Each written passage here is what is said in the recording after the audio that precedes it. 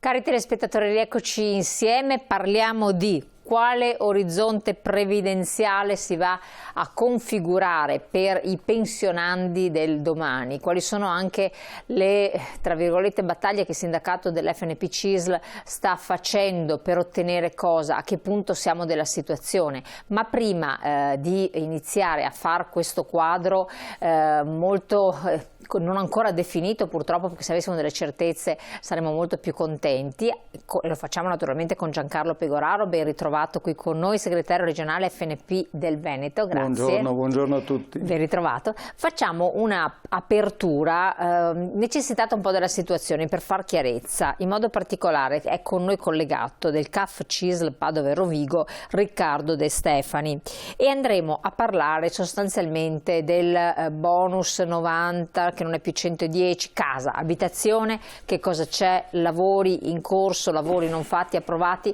insomma cercare di un po' di capire con il decreto legislativo 11, detto anche decreto cessioni, che cosa è successo, in modo da non commettere, farsi false illusioni e non commettere passi falsi. Allora, proprio qualche minuto però è importante farlo. Prego Riccardo De Stefani, ci dica lei che cosa prevede, che cosa dice questo decreto cessioni o decreto legislativo 11 allo stato attuale, perché poi le modifiche sono sempre in agguato. Buongiorno a tutti gli telespettatori. Allora, il decreto legislativo 11 che è stato emanato il 16 febbraio scorso, con decreto immediato, nel senso in applicazione dal 17 febbraio, quindi il giorno successivo all'emanazione, ha previsto che per tutte le spese, i bonus relativi agli immobili, alla casa, quindi parlo e penso alle spese relative alle ristrutturazioni, risparmi energetici, a efficientamenti appunto energetici, alle ultimi decreti sull'abbattimento barriere architettoniche, nonché gli interventi super bonus 110 o 90% che lei ha citato. Il decreto praticamente prevede che dal 17 febbraio, quindi tutti gli interventi che iniziano da questa data, non si possano più cedere i crediti eventualmente maturati durante il sostenimento di queste spese, come succedevano dall'anno 2020, da quando questa normativa era stata applicata con le vecchie regolamenti, e quindi di poter solamente detrarre le spese in dichiarazione diretta a rate nei tempi e quindi in detrazione a rate rispetto poi alle normative, quindi interventi sul bonus casa ordinari in 10 rate, super bonus 110-90% in 4 rate. Questo è un po' il quanto previsto dal decreto. Quindi rimangono tutti i bonus relativi agli immobili, sono stati prorogati fino al 2024, tranne il super bonus che è stato prorogato al 2023. C'è stato però un abbassamento relativo al super bonus 110, in quanto l'agevolazione ora è stata diminuita al 90%, è stato mantenuto per i condomini e per le singole unità abitative anche per l'anno 2023, solamente che per le singole unità abitative, per poter aspirare ad avere il super bonus, bisogna dal 2023 rientrare. È stato istituito un nuovo quoziente familiare di 15.000 euro.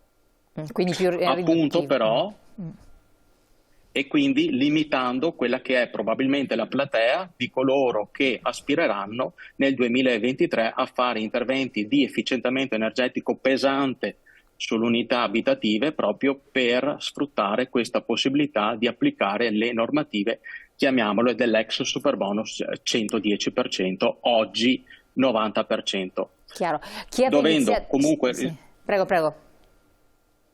Dovendo appunto rispettare questo limite familiare di 15.000 euro, quindi un limite reddituale spalmato sulla famiglia, non è un indicatore ISEE, non è il reddito complessivo, ma è un valore reddituale da calcolare spalmato sui componenti della famiglia. Il calcolo è e deve essere di 15.000 euro. Se superiore, purtroppo le agevolazioni relative al super bonus 2023 non saranno potute essere riconosciute dalla normativa. Chi ha già i lavori in corso, che cosa può fare? Chi ha già i lavori in corso continuerà invece ad aspirare ad avere, oltre che la detrazione fiscale, anche le cessioni o gli sconti in fattura previsti dalle normative precedenti, in quanto il decreto legge 11 che lei citava prima è entrato in vigore dal 17, quindi lo ripetiamo per gli spettatori, dal 17 febbraio 2023, ma per i lavori iniziati da tale data. Quindi coloro che avessero un titolo abilitativo o la delibera assembleare per i condomini prima di tale data possono continuare ad applicare le vecchie normative, quindi oltre che la detrazione fiscale in dichiarazione dei redditi dei benefici di spese sostenute, possono continuare a optare per cessioni o sconti in fattura. La CILAS deve essere quindi anteriore, la CILAS deve essere anteriore al 17. La CILAS deve essere, esatto, la CILAS per interventi del superbonus oppure la CILA o le SCIA varie per gli altri bonus casa ordinari che non siano superbonus devono essere comunque tutti anteriori al 17, quindi essere depositati o i lavori iniziati entro il 16 febbraio 2023 per poter appunto aspirare ancora alla cessione o sconto. Dal 17 febbraio tutto si è bloccato. Se tutto si è bloccato resta quindi la possibilità dello sconto, sì, come era previsto la detrazione ordinaria, però bisogna essere proprietari della prima detrazione casa. Ordinaria, esatto.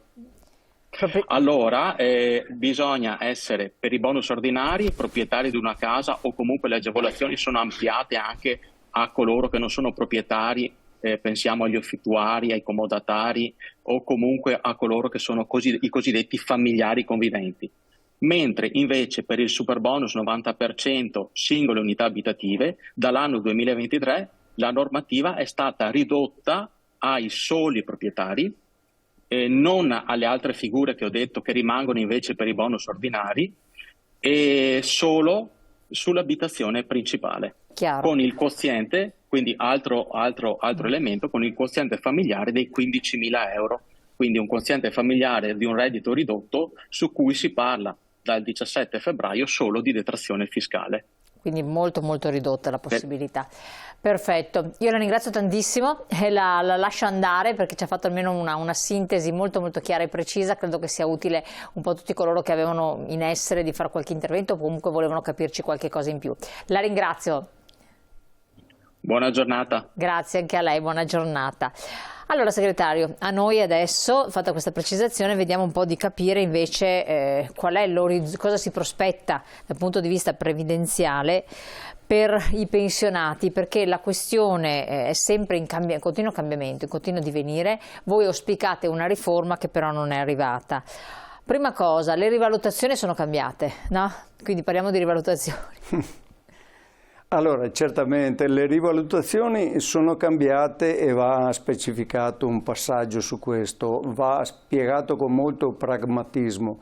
Noi abbiamo difeso, va detto con chiarezza, le pensioni basse, con la consapevolezza che, e di cui non siamo soddisfatti, ma con la consapevolezza che le pensioni più alte, che attenzione non sono né rubate né da ricchi ma sono solo più alte, esatto. sono state rivalutate solo in parte, ma con la coperta corta proposta del governo noi abbiamo preferito all'inizio tutelare le pensioni più basse. Questo deve essere molto chiaro.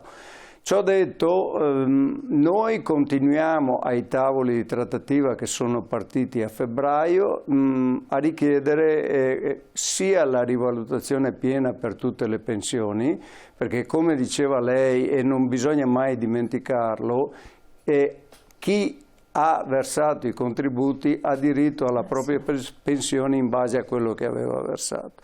Non siamo soddisfatti e continueremo a insistere. Ma la cosa vera che manca in questi tavoli ancora è un passaggio, una proposta di riforma vera sulle pensioni. Come dire, la previdenza al pari della sanità, al pari della famiglia e di altre cose, non è una cosa che va giocata negli spot elettorali. Questo lo diciamo continuamente, lo diciamo sempre. E va fatta una riforma che pensi ai prossimi 20 anni come dovrebbe essere, ripeto, per la sanità e come dovrebbe essere per la famiglia. In modo che una persona che lavora capisca come andrà in pensione. Deve capire come andare in pensione, deve avere la certezza di poter andare in pensione con quei requisiti e con quella pensione anche nella valutazione. Questa cosa purtroppo oggi non c'è, noi rimaniamo seduti, fissi ai tavoli di trattativa con questo governo, ma con qualsiasi governo, proprio perché tentiamo questa riforma. Assolutamente, anche perché dando un occhio alla prima slide dove si parla di rivalutazioni delle pensioni, vediamo che quello che sembrava definito non lo è assolutamente, cioè voi avete fatto un prospetto di rivalutazione che poi, soprattutto per le pensioni superiori a un certo importo, è cambiato e da marzo adesso anche quelli superiori a 2.000 e rotti euro vedranno vedranno degli aumenti poco rilevanti, no? Si può chiaramente affermarlo in pochissime battute. Il governo aveva definito una rivalutazione del 7,3%, io ricordo che in questa trasmissione ne abbiamo parlato in tempi non sospetti, sì. E il mio sospetto purtroppo era fondato quando dicevo che a fronte di una inflazione del 10% circa non ci sarà la rivalutazione piena. Non solo. Se la sentiva sta cosa. A fronte di una... è successo in tutti gli anni, insomma, la famosa battuta che il bancomat dei pensionati è sempre aperto è la dimostrazione lampante. Ma non solo, oltre a una copertura non sull'inflazione reale, c'è una copertura dell'inflazione sul 7,3%, ma come dicevo prima riguarda i redditi bassi fino a 2.100 euro lordi, che ricopre sostanzialmente al 7,3%. Ma come si vede anche da questa tabella, nelle valutazioni superiori, e ricordo che parliamo sempre del lordo, quindi a una pensione che possa avere fino a 3.200 euro lordi, cominciamo ad avere un incremento del 37 o del 40 e qualcosa per cento, ma sempre tarato sul 7,3%, quindi sostanzialmente la metà di quello che era l'aumento, e con una come dire, misurazione diversa dal passato, da quella che era stata la proposta anche del governo precedente, e cioè che le fasce non sono più 3 come scaglioni, ma sono diventate 6. Per cui su queste fasce è chiaro che chi prende di più ha in proporzione meno. E non è corretto per il principio che dicevamo prima, primo che non sono pensioni da nababbi e secondo che comunque sono redditi che le persone in 40 e più anni di lavoro hanno pagato e hanno versato i contributi. Chiaro, questo è un dato di fatto e va sempre tenuto in conto. Poi un'altra cosa interessante è capire quanti sono e come sono messi i pensionati allo stato attuale. Abbiamo anche un grafico di supporto e vediamo che effettivamente non ci sono, eccole qua, quelli possiamo vedere delle fasce enormi di pensionati molto benestanti, no? Esattamente, ma è per questo principio noi con molto pragmatismo abbiamo accettato di difendere i più deboli e la dimostrazione sta qua: in circa 1.300.000 pensionati in Veneto noi sostanzialmente, come si vede benissimo, la stragrande maggioranza è raccolta in quelle pensioni che vanno fino a 2.100 euro lorde, che poi diventano le famose 1.100, 1.200. Vediamo anche 1.300. La slide successiva che proprio lo vede a grafico, così ci rendiamo conto di che cosa stiamo parlando. Infatti si vede anche qua la disposizione di queste pensioni e di questi pensionati. Però questa è la dimostrazione della realtà, ciò non toglie, dico ancora, che noi dobbiamo tutelare tutte le pensioni, perché sono pensioni da versamenti effettivamente fatti di contributi. Infatti il sistema contributivo è questo che preoccupa, perché meno persone lavorano e meno contributi vengono versati. E qui bravissima, e qui entriamo in quella fase futurista ma non troppo lontana in cui dobbiamo, come dire, lavorare oggi per domani, perché il prossimo ventennio diventa pericolosamente raccapricciante. Vediamo infatti la slide successiva che spiega quello che lei sta dicendo, cioè eccola qua, percentuale di popolazione attiva e non attiva.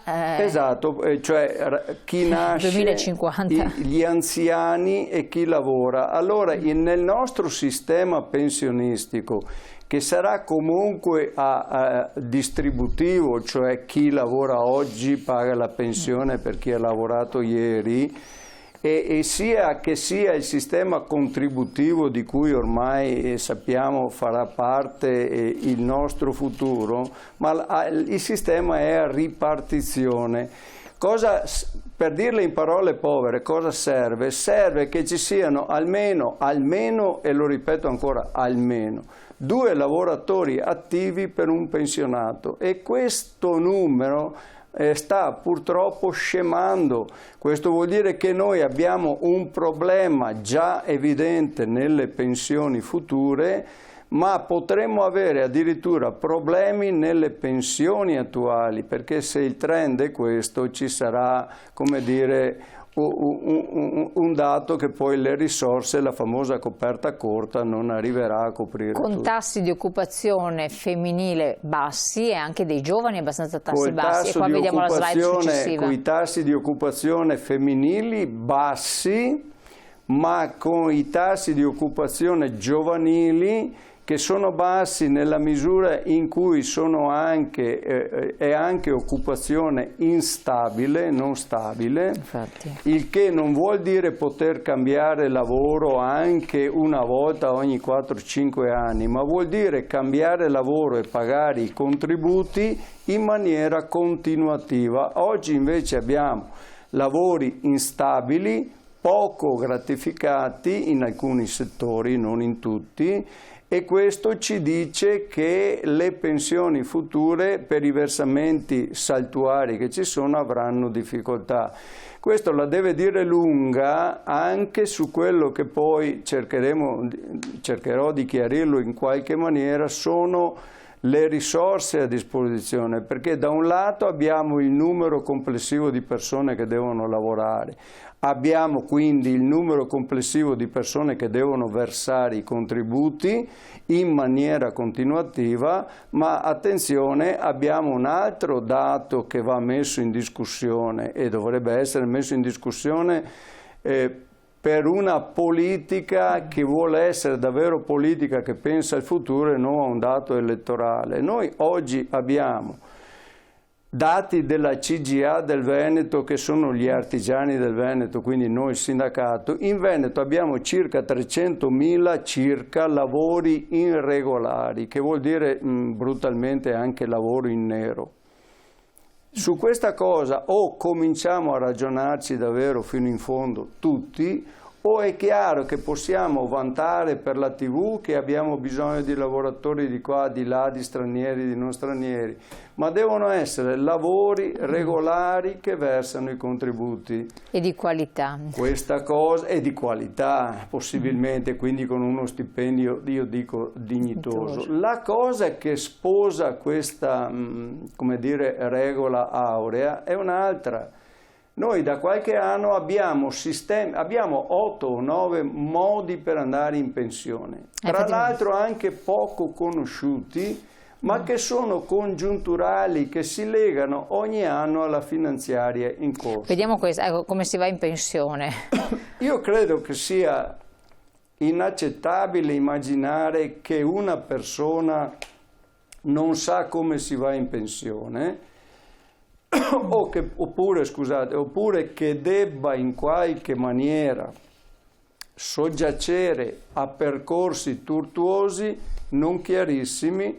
Vedi le famose quote, dove sostanzialmente si ragiona sempre in maniera, dico, congiunturale, cioè da qua alla fine dell'anno, il 22, il 20, 21, 22, oggi il 23, con sistemi che ti mandano fuori anche con penalizzazioni, che danno dei problemi a un sacco di gente. Vedi Opzione Donna che taglia il 30-35% infatti bisogna fare attenzione a questo, delle pensioni delle donne, e mi pare che non siano più accettabili questi percorsi. Ci vuole una riforma stabile che dica che per i prossimi anni si va in quel modo e in quelle misure. Vediamo infatti la slide successiva che ci fa capire la pensione ordinaria com'è, ma cosa non è ancora definibile.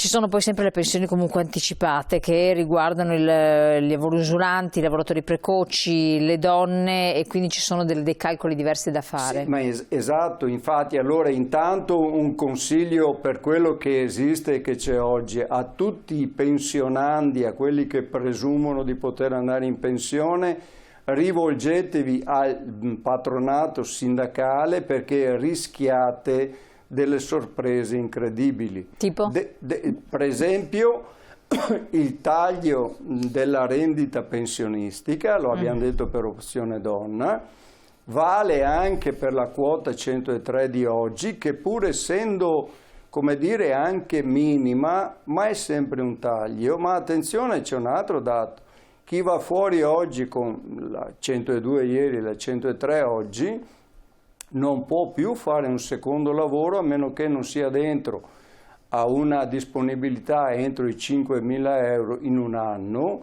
che sono poca cosa, ma sto pensando a lavori anche operai ma qualificati. Pensate a un saldatore che possa andare in pensione, un tornitore che possa andare in pensione, che possa essere contattato dalla sua azienda o da un'altra azienda dove gli dice: stai bene, hai una professionalità alta, vuoi lavorare per me un po'? Questo lavoratore, andando fuori prima con queste maniere, non può andare a lavorare regolarmente ogni mese prendendo magari lo stipendio che prendeva prima, perché in 4-5 mesi farà il reddito di 5.000 euro e dopo è finita. Ma nel frattempo la pensione viene sospesa? No, la pensione non è che viene sospesa, la pensione poi anche qua ci sono delle situazioni particolari in cui la pensione arriva qualche mese dopo, cioè ci sono dei mesi da dei aspettare. sistemi, ho capito. Quindi io allora dico, la gente è libera di fare quello che crede e quello che gli tocca fare. Ma però devono valutare bene, perché vengono vendute situazioni come situazioni buone e situazioni buone non sono. Perché, ripeto, qualcuno si trova la pensione decurtata, qualcuno si trova che non può fare un altro lavoro, qualcuno si trova che magari gli mancherebbe poco per andare in pensione con la sua pensione normale e invece lo convincono ad andare fuori prima e si trova, anche se di poco, decurtata la pensione. Credo che non sia corretto.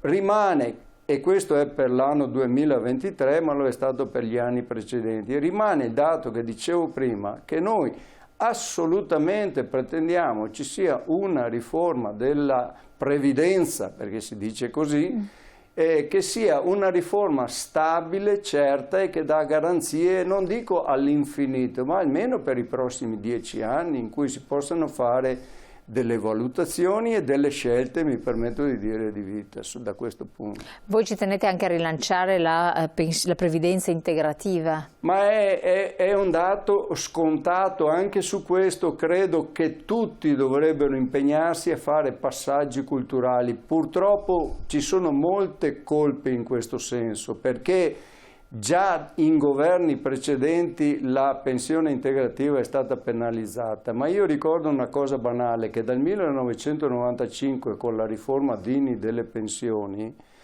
e andando verso il sistema contributivo che ormai è in atto di fatto dal 1° gennaio 1996, le pensioni sono calcolate su quanto versi. Cosa vuol dire? Vuol dire che se io ho un gran lavoro stabile e continuativo, verso molto e avrò una buona pensione.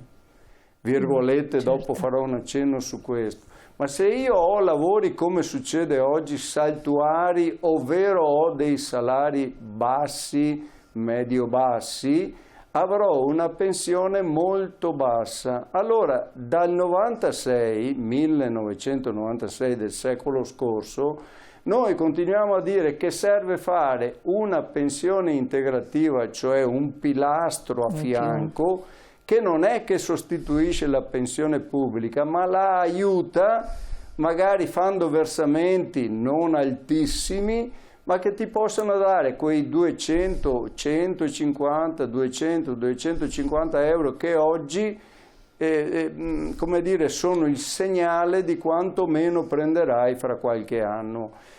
L'altra cosa che conta molto sulle pensioni, ma sui calcoli delle pensioni, e anche qua sottaciuta molte volte, io la dico a mo' di domanda provocatoria.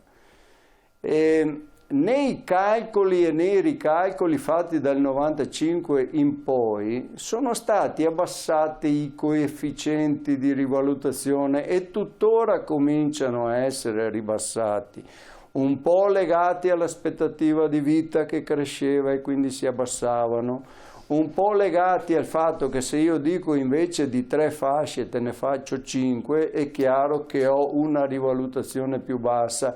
Allora la domanda retorica è: giochiamo solo sull'anzianità, che è importante, noi come sindacato diciamo 41 anni sarebbero più che sufficienti, ma attenzione, se io gioco solo sull'anzianità e qualcuno mi dice va bene, domani mattina ti mando non a 41 ma a 40, ma ti taglio il coefficiente di rivalutazione, ci si rimette. Vuol dire che la gente va via con meno soldi. Ecco il motivo per cui andare dentro un patronato, in questo caso e vediamo infatti l'ultima slide in modo che si vedono, e fare un calcolo. Infatti vediamo, eccola qua. Allora andare al patronato INAS che ti fa il calcolo della proiezione della pensione, il CAF per quel che riguarda tutto quello che deve essere versato eccetera, e ovvio la sede dell'FNP CISL invece per le nostre sedi FNP territoriali provinciali sono sempre aperte, i nostri pensionati accolgono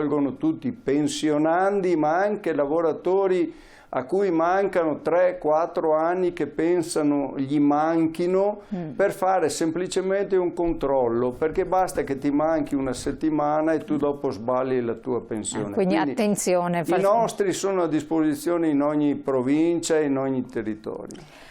Giancarlo Perogonaro, grazie mille di questo chiarimento, di queste raccomandazioni anche che sono molto importanti, vanno seguite assolutamente, quindi voi riguardate la puntata anche in replica nel nostro sito, vedete gli anni e tutto, però non fidatevi dei vostri calcoli, è bene andare dai professionisti, ci sono, abbiamo visto le sedi dell'INAS, del CAF e poi l'FNP CISL, rivolgetevi a chi queste cose le studia approfonditamente, ha in mano tutte le situazioni per fare la vostra proiezione pensionistica oppure comunque per valutare quando e come è meglio andare in pensione, perché pochi soldi adesso che sembrano pochi, poi un domani quando c'è bisogno anche di un aiuto e di un supporto diventano anche significativi. Grazie ancora, buon proseguimento. Grazie a voi dell'ospitalità. Grazie.